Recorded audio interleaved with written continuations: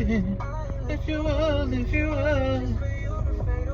I'm giving up. I still believe that things can change.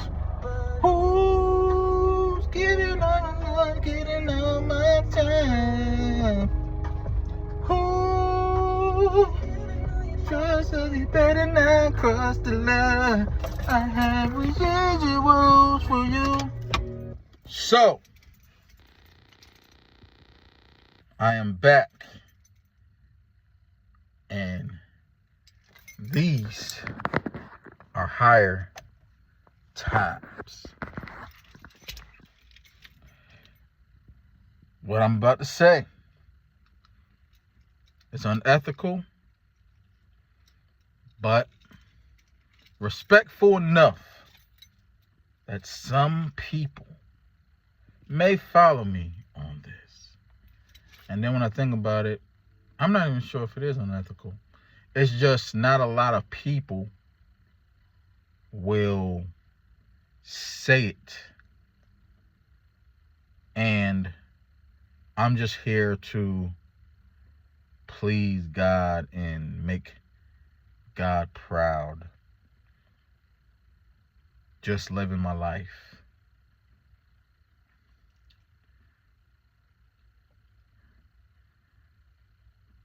If you ever thought about suicide, if you ever tried suicide, if you know anyone who died from suicide, if you're suicidal right now, I just want you to know, no matter how hard life is, no matter how frustrating life gets, even if I don't know you, I care about you and I love you. We don't have to like each other. We don't have to get along. We can be strangers. We can be foes. We can be frenemies. But I just want to point out that anyone who have dealt with suicidal thoughts, because I'm gonna say this, I never tried to commit suicide. I never thought of even doing that. It was a thought in my mind, just as far as man, it's kind of like, you ever think about something just generally? So that's kind of how it was with me. I never tried to do none of, I never tried to kill myself. I never had to, because I'm gonna be honest, I'm too scared. I'm scared. I'm afraid to die because, for one, I have a son who looks up to me, and although he has his mom and her family, my family, and they help when it can, it's like, hey, I'm technically, and I'm not even gonna say the only male role model that he has, but if he's not with his mom, he's with me. And there's been times where he has went off with his cousin or went with people, but there's me, and then there's my brother, my mom, my ex-wife, her mom, and then there's his cousin or his aunt, Gigi, and then there's other people kind of on a just kind of here. But my thing is,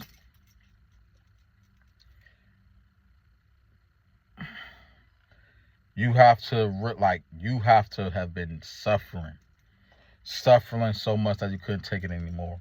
And I'm not gonna knock anybody. And for one, I'm not gonna just say, okay, well, these people aren't here no more anywhere to defend themselves or even to tell their story. But for those who have attempted, I would like to know your story. because I really feel like that my purpose in this life is to be a service for others. And I'm starting to believe day by day that it's not even as far as me just, being in customer service or being in sales, but kind of like more so in a mental space. I'm not a psychiatrist, I'm not a psychologist, I'm not a doctor, but I really take a lot of pride in at least trying to give people my ear.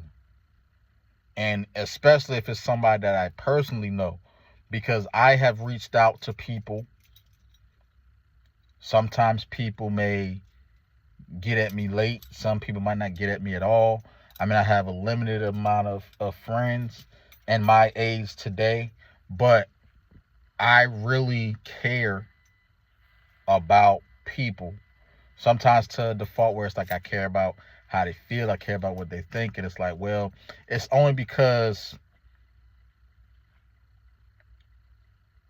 I don't even know why, but that's just who I am. Because there's been times where, I'm gonna be like, so I've been picked on at school. I've been picked on in the streets. I've been picked on. I mean, there's been times where I didn't even want to fight, but there's been other times where I'm gonna stand. As I got older, I kind of became a little bit more courageous and more brave because I'm not a violent person. I'm not a bully. I'm not a tough guy, but I'm still a man, and I'm confrontational. I'm not even gonna say I'm confrontational, where it's like I'm not going to, run somebody down, but I'll pull up on you. I will try to address the situation. Like, I'll address it to you face to face. But it's just a lot of things that I've seen. A lot of things that I've heard and felt in my spirit. Like I said, I never attempted suicide. I never thought about it like, yeah, I'm gonna do this. But it was something that came to mind because it's like, there's been folks that we know personally that's not here with us anymore. And there's even names where, who's also like, Robin Williams was a major part of my childhood growing up. And even hearing him, talk like, well, not talk about, but even him, going through that, and then especially his family, his daughter, from my understanding. Like I said, this is old, but it's still something that I think about, because that's still like a major pivotal moment in my life, because this is somebody who I grew up watching. Same thing with Michael Jackson. Like, I was at work, literally, like, helping the patient, but I was at work. I didn't get an opportunity. Still to this day, I still haven't cried. And I was a big Michael Jackson fan. Unfortunately, I never been able to go to a show, but I've been very there. And he didn't commit suicide, but the whole point is just dealing with, loss and grief. And it's just certain things where it's like some people rather not be here because of things that they haven't accomplished, things that they might feel like is too much for them to bear and to experience. But I'm gonna tell you, life is gonna get hard. And remember, regardless of how you feel and expressing, I'm not going to say this from like as an opinion. This isn't an opinion. This is really the truth. And I'm gonna tell you, like, our life is not for us. It gets hard out here. There's people living on the streets. There's people living with, like, adults living with their family members, such as myself. There's people who's in shelters. There's people who live in a mansion. And it's like, man, just because, like, material things, because I'm going to say it, house is a material thing. A car is a material thing. It's not, I mean, I'm not going to say that we don't need to have shelter, but it's like somebody who's living on the street would love to live in that mansion. And maybe someone that's in the mansion would love to have somebody to share it with. So I empathize with everybody. I don't have to, experience everything to empathize with you. I'm not gay. I'm not, white. I'm not a woman. But the thing is, the adversity level. That's another reason as well. I'm going to go back again to somebody who y'all are on again, Kanye West. I don't agree with a lot of the antics and shenanigans he's been doing, but even to the fact of when he talked about Donald Trump and like, so yeah, you inspired me because like, hey, this is somebody who wasn't even a politician and he was able to get this. Excuse me, but that's just a whole nother thing. But bottom line, blessed ones. And there's a reason why I always say blessed ones, because we are blessed. Because we have today. It doesn't take away from people who didn't make it to the day, because life and death is all for his glory. God, Jehovah, Yahweh, Yahshua, Jesus Christ, the head of my life, the Lord of my life, I want to be obedient. And I want my people to be obedient, but I want to especially be obedient. I want to shed light. I want to push and change the narrative that, hey, we can't always mind our business. We only gonna mind our business unless we can, like, we only care to mind our business as long as it doesn't affect us and people we love, or it is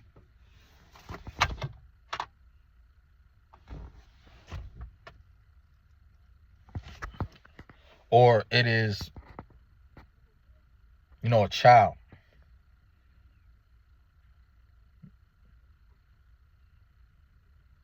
What happened between Diddy and Cassie was tragic. And we have to hold people accountable for the sins and the wrong things that they do. That was wrong. But at the same time, that wasn't our business. It could have been you. It could have been your child. It could have been whoever. But that wasn't your business. Same thing with R. Kelly and these girls. Like, they're not at an age of consent, or they're underage. And it's like, well, we're not going to sit here and act like that he wasn't, with grown woman neither. But this is what he, like, they had to make a documentary to lock him up. Because even though I was younger and I had no business looking at it, I didn't see the tape. One of them was underage. I didn't seen it. But Bill Cosby, I say it again and again and again, it's just a lot. My main thing is, let's hold people accountable. Let's have justice. And let's remember that, at least for me, I can separate the art from the artist. But it doesn't still take away from what they did. Like I mentioned, Robin Williams. Man, I was thinking about, me being so, I was like, man, why would he do that? It's like, this man was, spent majority of his life making other people laugh, making other people smile. One of my favorite Robin Williams movies may be Jack. And then there's plenty of phenomenal roles that he wasn't even funny in. 1 hour photo, Final Cut.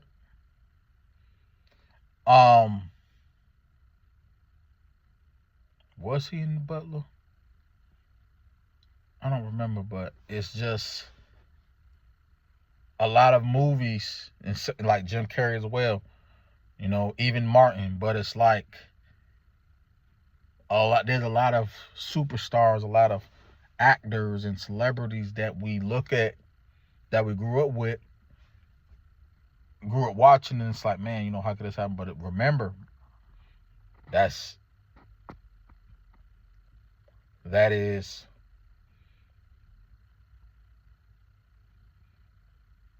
well, I'm speaking to everyone. I'm speaking to the world, but for my inner circle, like that's outside. So we don't know what anybody's going through. So my main thing is, we have to be kind to each other. I mean, not everybody can go with you, but that doesn't mean that we have to be mean. I'm not saying you got to sit here and give a homeless person $1 or whatever, or give them anything, but it's like we just have to be kind. Stop bullying people. Stop allowing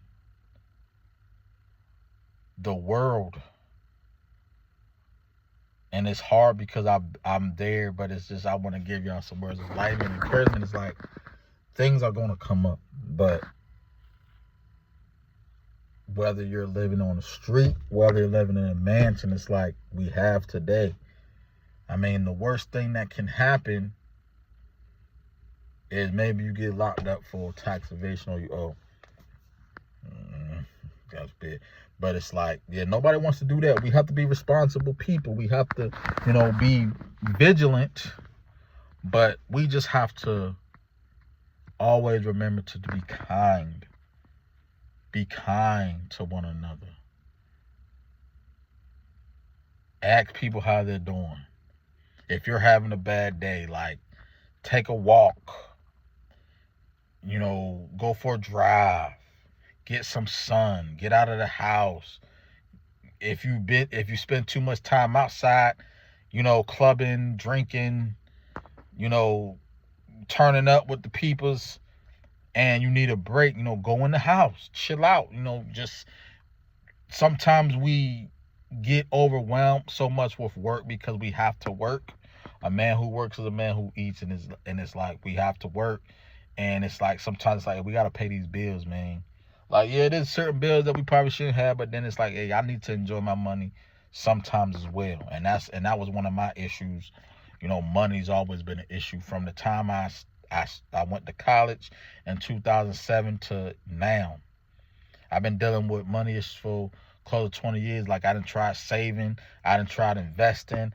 It's just like I still have allowed my addictions to food and eating that that's really where most of my money goes to. And even like there's been weeks where I would buy groceries for mad long, and then I'll still go out and eat because I don't feel like cooking. I was dealing with a lazy spirit. There's been moments where, I'll go to the grocery store, then I'll get some Chinese food because I wanted some honey chicken wings because it's convenient. Convenience will do more harm than it does to help, honestly. Like, we on our phone with dopamine, hey, we got this. We can pick up a book from time to time. We can turn the TV off. Like I said, we can get outside. But even outside, is just so much going on. The world is changing. The world is trying to fix itself, redirect itself, correct itself. But it's like we have to get in sync with God. We have to like, just, a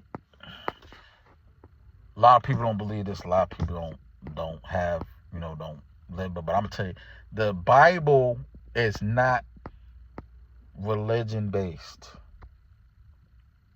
It's not even Christian based. If you want to call it another book, fine. But the Bible,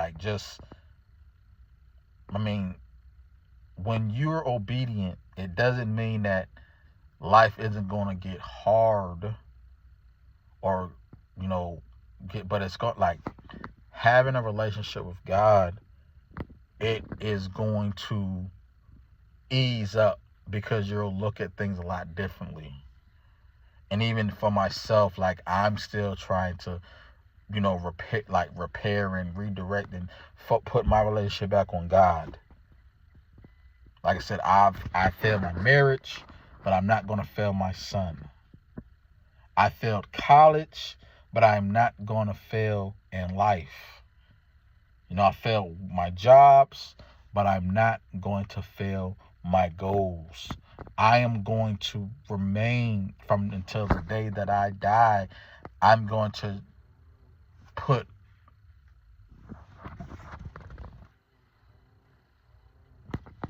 my trust in him.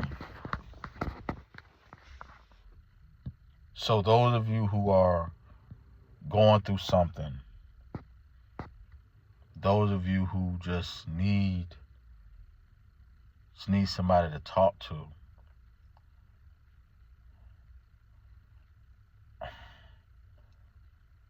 I say this reluctantly because I do acknowledge that there's people who are just, they need more than just somebody to talk to. But call my phone. Better yet, don't call my phone. Email me. LoveDarnell@gmail.com. LoveDarnell@gmail.com. Some people can't afford therapy. Doctors got to get their money, but some people can't afford insurance. You still have to pay for that.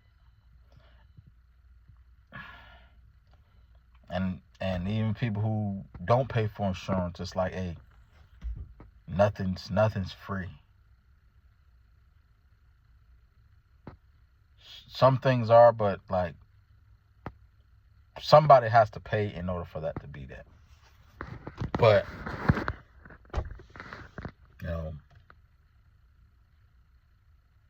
I'm living in an overflow. So I encourage, talk to me. Talk to me.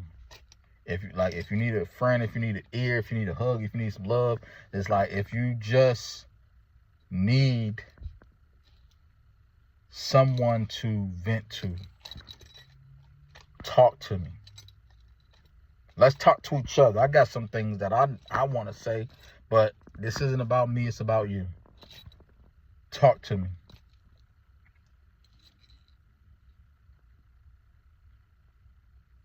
If anybody's looking for help, talk to me. Stay safe, stay productive and positive. This is Blair.